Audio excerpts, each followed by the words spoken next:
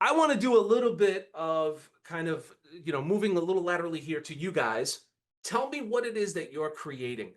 And for those who said they were launching a new product, a new business, a new service, for those of you who are doing that, are you okay with coming on as a panelist so that we can review it together and give you a real good fighting chance of launching your product successfully? Are you okay with coming on as a panelist? If so, just say, yes, I agree to becoming a panelist, and I will bring you on so you can share your microphone and you can also talk with us and kind of work through what you're going through. So yes, happy to become a panelist. Amazing. So Adrian, let me go ahead and let me shift you over to a panelist. Adrian, you just got promoted. All right. So Adrian, if you want, you can share your mic. You should be able to speak and share your mic. Yep. Oh, here he is. What's going on, Adrian? Not too much. Thanks for having me. Thank you for being here, man. You are committed. You're on the road and you're like, I'm gonna do this. So tell us a little bit about you, man. Where were you out of? I'm actually here in Orlando, Florida. I run a brain mapping and neurofeedback clinic. I've been doing this for 27 years. We started implementing functional lab testing to get deeper into the core of what the main issues that we treat and address are, which is typically kids on the autism spectrum. But our bread and butter, and if it's appropriate, would be families that are struggling with kids that have ADHD or ADD or need support and help in that aspect. So we implemented lab testing to try to get to the core things, making that gut-brain connection, and ultimately recommending and prescribing nutraceuticals. So that prompted us to design our own line of supplements. So we'll be launching here soon. But our goal, our target, really is working with moms that have kids that have ADHD. Amazing. Amazing. Well, welcome. So happy to have you. You're right in my backyard, man. We've got to get together. So, Yeah. yeah, you definitely have to come by. You should have just did it at the warehouse if you're in Orlando. You should have just came here and hung out with me.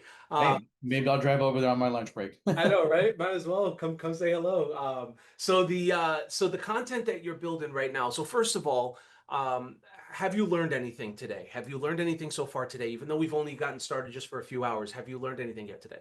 Oh yeah, I mean, this is awesome.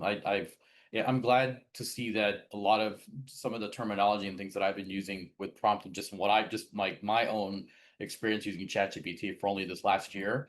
Yep. I'm glad that what I've been doing is somewhat in line with what you're teaching here, but this really like zeroes it in. So this is extremely helpful for me.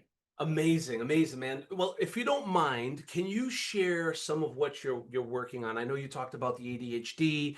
So are you basically launching a specific protocol or a specific product line of supplements around ADHD? Yeah. So our big focus really, because we do a lot of heavy testing and lab work up front, is a lot of times we find out that children are deficient in a lot of key factors. Factor number one is that we're seeing a lot of kids after we do our brain mapping, which is a 19-point QEEG brain map. We can see targeted areas of the brain that are contributing to a lot of known conditions that line up with ADHD. And the source of the brain is really kind of like the filtration process. So we dig into that and we see that some kids, after going through neurofeedback therapy, they have pretty good results, but we see other people have better results. So we started testing, and the testing is, down the pathways of looking at metabolic. So we do DNA methylation pathway testing to see whether or not someone is even capable genetically of converting things like, folate into methylfolate, or if they're having trouble, absorbing vitamin D, things like that. But then we also will do organic acid testing to determine whether or not there are things like candida or yeast that are blocking the absorption of phenylalanine or tyrosine, which downstream on the neurotransmitter test that we see will get a really good idea to see that, or a good picture of seeing that they're deficient in things like dopamine or epinephrine or serotonin or GABA.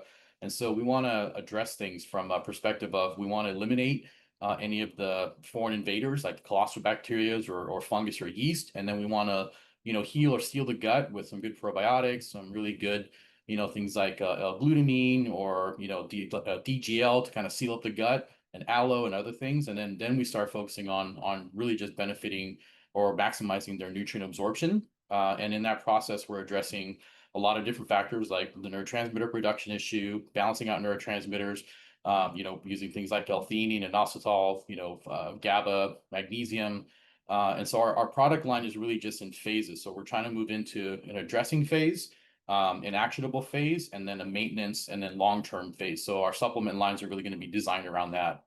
Got it. Got it. And for what you're building right now using this Content Strategy Pro, what type of launch structure were you kind of trying to put together? Were you putting together something for this line? That's why I'm here today, really, to kind of, I have basic ideas. We have a marketing team that we pay, but as I mentioned earlier in a text or in the chat, a lot of the times the marketing people are really they're struggling trying to connect with the families or the audience that are specific to us, which are these moms, because they focus a lot more on just social media, touch points, but they're not really getting to the core of what the pain points are with the moms, really. And so this just with the script that I've been, putting out, kind of mirroring what you're writing out here, it's pretty impressive how it can really pinpoint the pain points that moms are. I mean, it even told me as B-roll, have a mom in a bathroom sitting on the floor, scrolling through blogs on how to help her kid. And in the background, he's screaming and there's laundry all over the place. Like, these are the moms that I've talked to for the past 20 years. That's what they come in and they're expressing those pain points. And our marketing people can't seem to get that, but ChatGPT got it right away, which is interesting. It is interesting. And, I just had a conversation with someone yesterday about this similar topic where it was the opposite for them because they weren't putting in the right prompting. They weren't giving ChatGPT enough information to be able to get it to give that level of info back. So the more you're using ChatGPT in all of your other chats, it starts to develop memory. And I I was going don't to ask about that. I was going to, because it's already touching upon that, talking about our lab testing and talking about our other things. So I wondered about that, and it seems to be the case. It learns you. It really knows like who you are, and even the supplement lines and things that we're doing, they're really hitting on the points that are related to how our approach. We don't knock medication. We definitely think there's value to it, but there's so many other strategies that you can try to implement ahead of time before going to medication. And it's already trying to do that here. It's trying to say, hey, medication may not be the initial step here. Let's try something different, and touches on that pain point that a lot of parents are coming to us saying, we don't want to put our kids on medication, or we've tried medication, it doesn't work. Like that's what I think this is really touching on. That's very helpful. Oh, 100%, man. And as I said, you may or may not notice. It depends on how, what you're focusing on when you're in ChatGPT, but there are there are messages that kind of pop up where it says memory updated. Does that ever Mm. happen for you when you're going through ChatGPT? It pops up and says like memory updating. Yeah, I have noticed that once or twice. I didn't know what it was doing, but I guess that makes sense. It's updating content of knowledge that it's acquiring about you. 100% exactly what it's doing. That's exactly what it's doing. And I just want to show you something. I just went into my ChatGPT 4.0, right? Just regular ChatGPT. And I said, we've worked together for thousands of hours. Tell me what you know about me. Look, I didn't give it anything else. This is just the prompt I gave it. And because I've got tens of thousands, I've got so many hours in ChatGPT, it's not even in OpenAI. It's not even funny. So here's what it knows about me. It knows my name. It knows my position. It knows my strategic advantages in my style. It knows my voice. It knows my goals. It knows my company. It knows my branding. It knows everything it needs to know about me, who I work with, what I build, what I teach, who I am, right? How I operate. It knows all these things about me because every time I interact with it, it's creating certain points. It's like, okay, look, you're building this, you're doing this, you're here, you're there, you're doing this event, that event. It knows where I'm at, even down to event prep for Nutridyne practitioner summit in Chicago, even down to this very event. It knows because it's retaining memory every Is it conversation you have. is it also tracking the information that you're building in the Content Strategy Pro as well as your information, or is that separate because it's on a different GPT?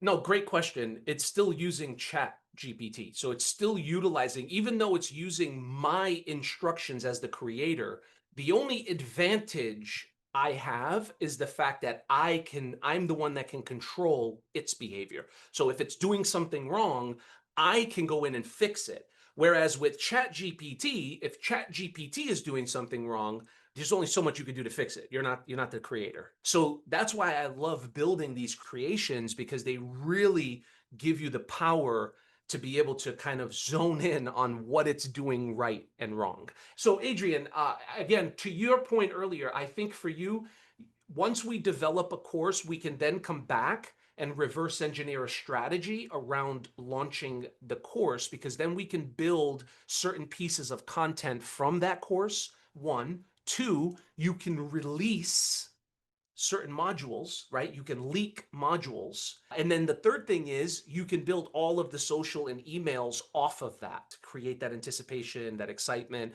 You can build all of these modules and then go back and reverse engineer it as a launch. Does that make sense? Perfect sense. Yeah, I've read actually. That's why I asked if you could scroll up, so I can look at the prompts. Because I actually, while you were talking, I started ADHD course content creation, and I'm right at the part where it's doing the client objections or resistance list. So I'm already started. It's awesome. Amazing, man. And again, when I say course, so a lot of times, like people launching a brand, right? It could be a supplement brand, it could be a t-shirt brand, it could be any brand, it doesn't matter. There's always some type of education that goes around it, whether it's product education. I have a customer on the call right now that's a brand that's in the skincare line, and they have a massive brand that we do distribution for.